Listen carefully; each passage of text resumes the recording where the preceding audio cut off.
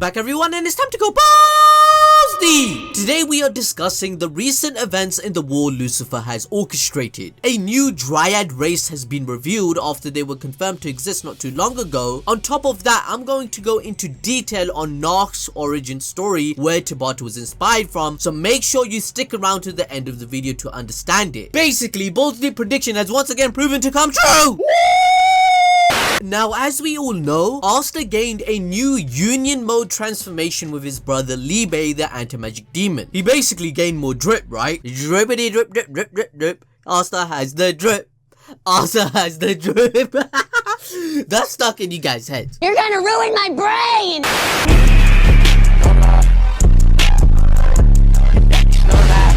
Asta and Liebe's anti-magic power is so OP, where a high-ranking demon that was about to destroy the whole Clover Kingdom was killed in one slice in this new transformation. If you compare this to the recent events displayed in chapter 284, it just perpetuates even further why Asta is the ultimate warrior, as Nacht stated. Asta could be the strongest due to how his magic operates. For example, in chapter 284, we are shown that the mages of Asta's generation have learned how to merge ultimate magic with their mana methods they learned from the Heart Kingdom. So if you think about it, that's two extreme buffs in a short period of time for them. However, in chapter 284, it clearly states that although everyone got boosted in power, they are able to only one-shot low-rank demons, but not the other higher ranks. It's then insinuated in chapter 284 by the DRYAD that mid-tier demons can pose a threat, and then they do appear in the chapter, but Luck believes this is what will test their skills, as they no longer can obliterate them in one blast. Now, if you compare this to Asta's new union transformation that one-shotted a twin high-ranking demon that is OP,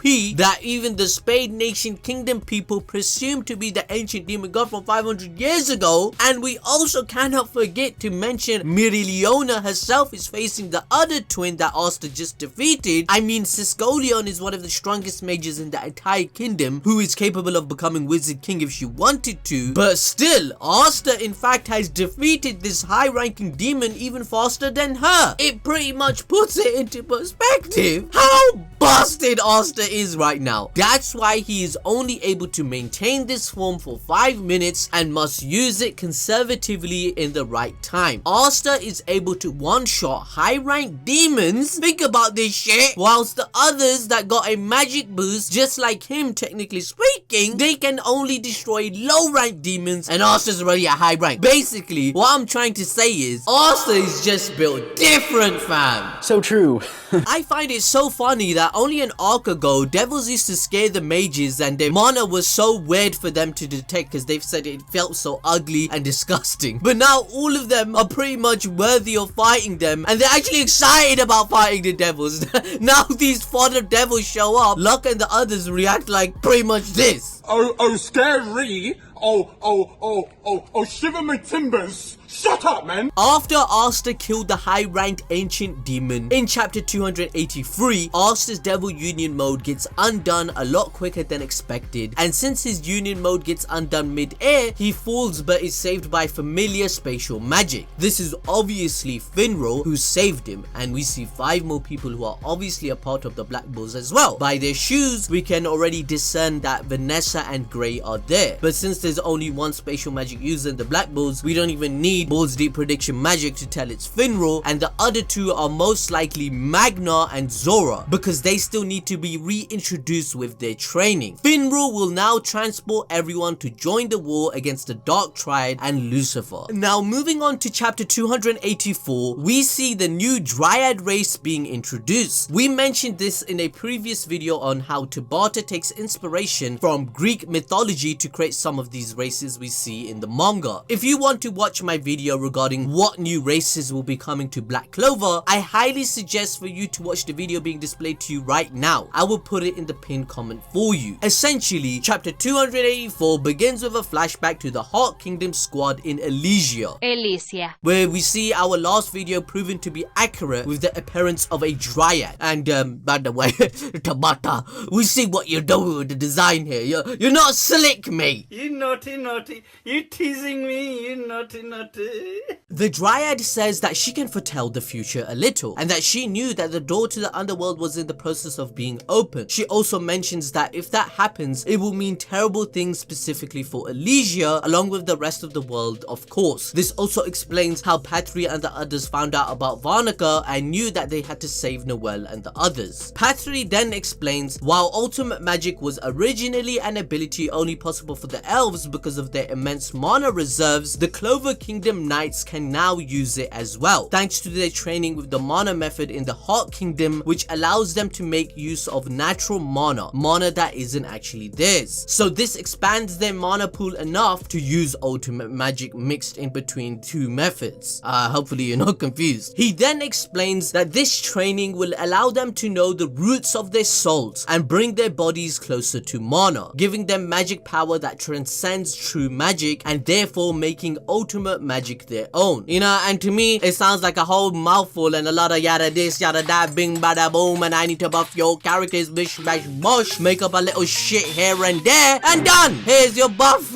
That's what Tabata's done. But moving back to the Dryad, basically it's a concept from Greek mythology, as they are a race of minor gods. That is exactly why Patry was talking about him and the others receiving a divine revelation from the Dryad, since Dryads are divine. Dryads are actually spirits that inhabit trees. So if the tree dies, so does the Dryad. That is exactly why when we originally get to see the Dryad, the location is inside of a huge tree. Now we then come back to the present and everyone fires up their true magic, blasting away the fodder ass devils. Sally also mentions that they're controlling it so well that it doesn't hit any of their allies and just the enemies, and this is all thanks to the mana method they had learned. Suddenly new devils appear and start harassing the low ranking devils that survived the attack. These new devils are confirmed to be middle ranked devils, and their magic is much more chaotic and substantial than the ones that they had faced before. We then see another flashback that the Dryad explained how they can all probably defeat low ranking devils, but the middle rank and above is impossible if you aren't arcane, and they may struggle. This is where Luck decides to kick things up a notch and activates his ultimate magic. One of the middle rank devils starts to charge up an attack when suddenly, in the blink of an eye, the bastard's arm is slashed off and Luck is right smack dab in front of the dude. Before they can even wonder how he got there, he rips all the devil's heads off. Like, that is absolutely OP. Damn! However, the roots of the cliff off the Tree of Death are still spreading around the kingdom, and the castle itself is burning and freezing at the same time. Everyone on the outside can feel that there's something horrible going on inside. We then cut to Nacht, the vice captain of the Black Bulls, and he's stabbed and pierced by Nama and Lilith's magic. But there's no reason to be afraid. Nacht was prepared for this and asks Plumie to die with him, if you can remember. So it must be leading to something. There's a chance that the power of the cat devil could be in line with the notion of cats having 9 lives, where Nacht can use some sort of power on the condition of dying per se, meaning Nacht is not just planning on sacrificing himself for nothing, but rather that he will expend a life to gain more power or for some sort of plan. This is all thanks to the profiles released with the latest manga volumes of Black Clover. Now if you don't recognize the name or the significance, don't worry, I'll give you a quick run up, and it's important that you know this information to understand the story of Black Clover and where Tabata is taking it, because the name Force just like German fairy tales that he used for the 4 devils, Forced is linked back to Germany as well. Now this is the Forced story. Although there are several versions, the most famous interpretation of it was written by Johann Wolfgang back in 1808. Now the actual story of Forced, as in the actual plot, I personally don't believe holds a lot of ties to Black Clover, but the messages and motives of the story are: a devil known as Mephistopheles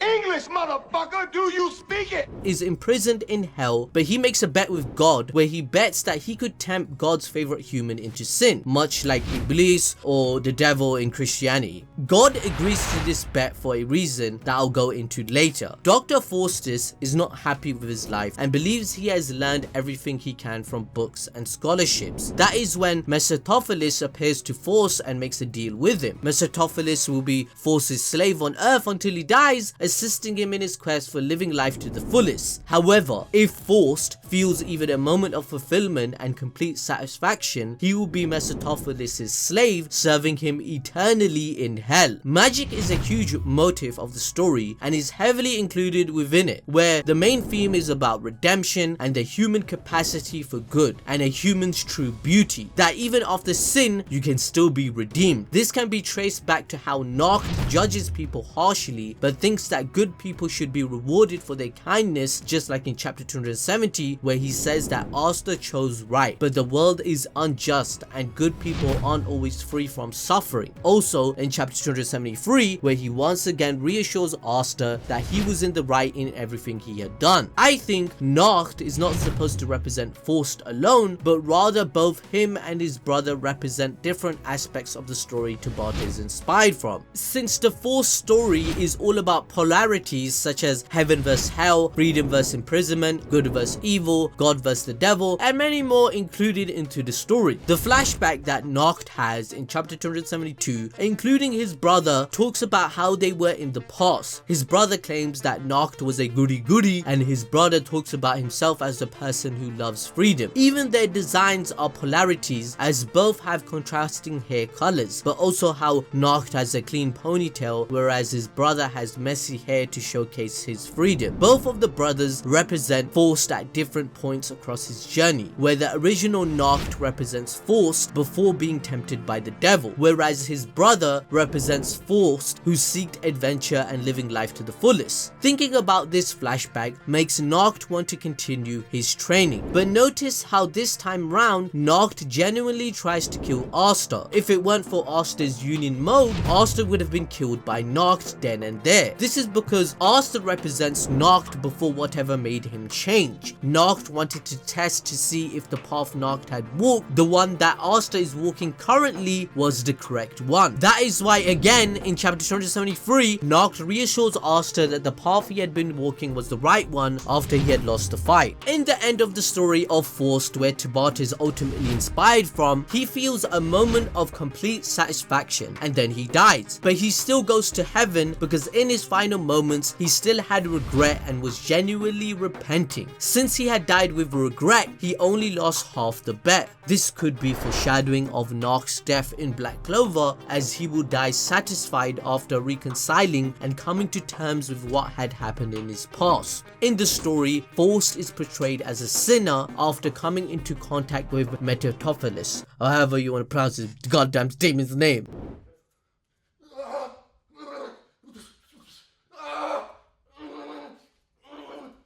This is referencing the change in character that Nacht had after contracting the devils, and this leads to one of the final points of Nacht's character in Black Clover. Nacht wants good people to be rewarded, as he says in chapter 273, as the story of Forced is all about overcoming sin and the temptation to sin and returning to good. All of these connections going in depth to Nacht's character are simply based on Forced's character alone. We have yet to talk about the actual events that unfold in that story. If you are interested in it and you want Bold's deep prediction magic to its full degree, make sure to smash the like button, Smash, smash, smash.